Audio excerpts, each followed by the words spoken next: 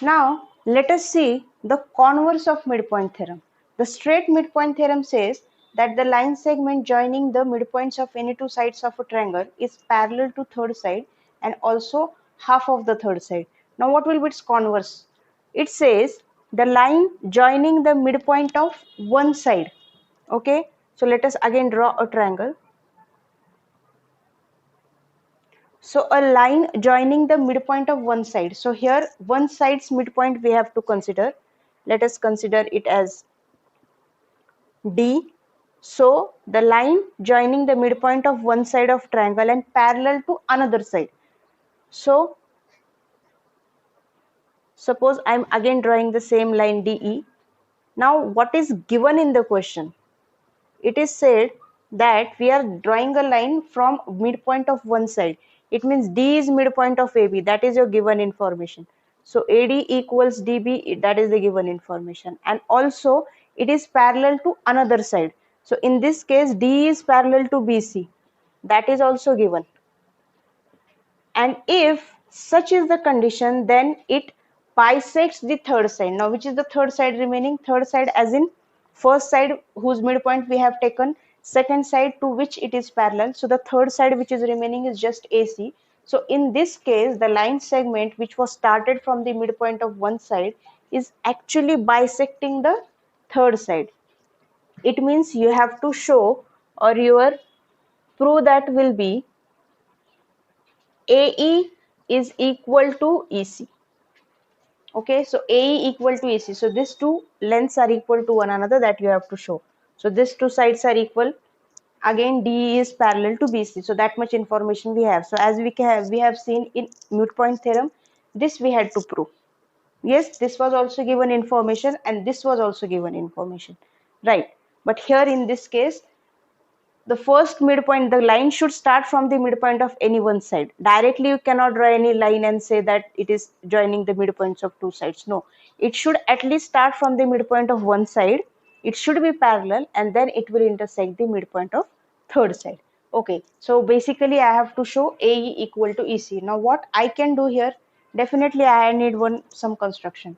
Let us take a point F on BC such that BF is equal to FC. So F is midpoint of BC. So that way I have taken a point, and let us join DF. Okay. So I have to show AE equal to EC. It means, what if I show DF is half of AC first and DF is also equal to EC? Yes, if I show DF equal to EC and DF is half of AC. See what I am saying. If I show DF equal to EC, this is one part, and also if I show DF as half of AC, isn't it? So since DF is equal to EC, so I can replace this DF with EC, and what I will get? I will get EC is half of AC. What does it mean? If EC is half of AC means E is midpoint of AC. Okay, so these two things we have to prove. Now for proving these two things, what, like, how can I do that? DF equal to EC and DF is half of AC. So after looking at this line, are you able to click something? I mean, like, D is midpoint of AB whereas F is midpoint of BC. So by midpoint theorem, isn't DF half of AC? Just now we have seen, isn't it? So this thing I can prove it directly by making use of the midpoint theorem. Let us prove that. As I have said that in midpoint theorem you can take midpoint of any two sides, isn't it? So for the same triangle ABC, since D is midpoint of AB and F is midpoint of BC, let us write it. D is midpoint of AB whereas F is midpoint of BC. Hence the line segment DF is parallel to AC and also DF is half of AC. Okay, So one thing we have proved. Now we are left with proving how can I prove DF equal to EC. For proving DF equal to EC, I have to show DFCE as a parallelogram. See, I have not used one given information yet. This D is midpoint of AB, so that information I have used for showing DF is half of AC. But the second information which says DE is parallel to BC, that information we have not used yet.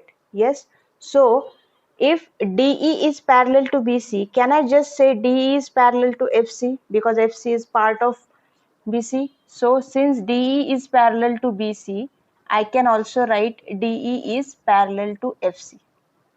For showing parallelogram, as I have said, either you show both pairs as parallel or one pair as parallel as well as equal.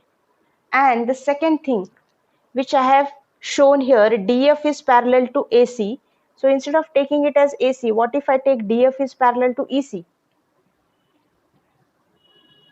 So as you can see in the quadrilateral DFCE, I have shown DF parallel to EC, also DE parallel to FC. So both pairs I have shown as parallel, and hence I can write quadrilateral DFCE as a parallelogram, isn't it? So if it is a parallelogram, I can write DF equal to EC because that are the opposite sides of the parallelogram. But I have proved DF is half of AC, and hence I can replace this DF with EC.